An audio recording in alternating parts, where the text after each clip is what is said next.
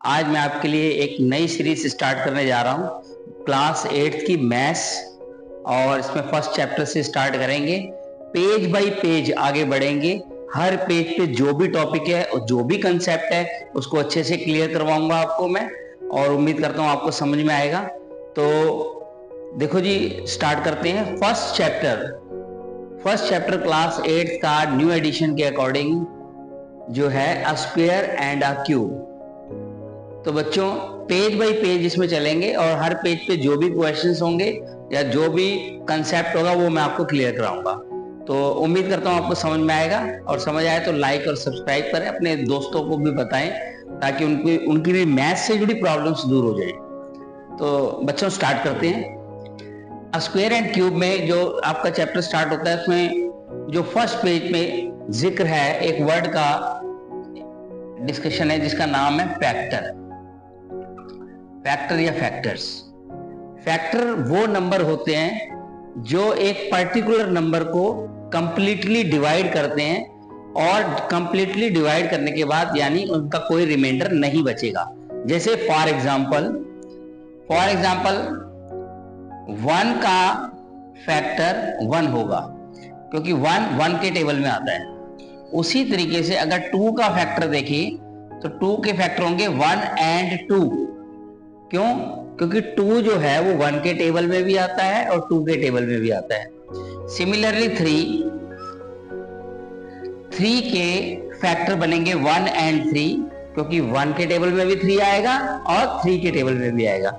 उसी तरीके से 4 जो है 1 के टेबल में भी आता है, 4 पर आएगा, और 2 के टेबल में 2 पर ही आता है, इसलिए इसके फैक्टर बने 1, 2 एंड 4।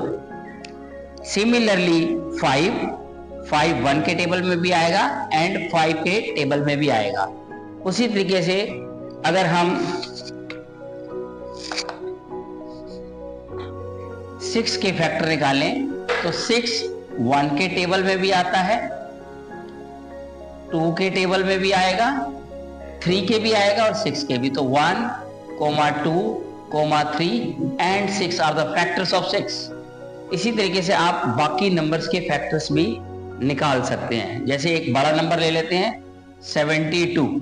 तो 72 1 के टेबल में भी आएगा, 2 के टेबल में 36 पे आएगा, 3 के टेबल में 24 पे, 4 के टेबल में 18 पर, और 6 के टेबल में 12 पर, 7 8 नहीं है, 8 पे आएगा 9। इस तरीके से ये फैक्टर्स बने। तो फैक्टर्स क्या बने? 1 2 3 4 6, 2 3 4 6, 8 9 12, 18 24 36 एंड 72। इस तरीके से आप किसी भी नंबर के फैक्टर्स निकाल सकते हैं। ये प्रैक्टिस कीजिए आप, और इसके 10 15 20 क्वेश्चंस प्रैक्टिस करिए, अपनी तरफ से कोई नंबर लीजिए और उसके फैक्टर्स निकालिए। तो देखा बच्चों आपने, कितना इजी है फैक्टर्स को निकालना। आप इसकी प्रैक्टिस करिए।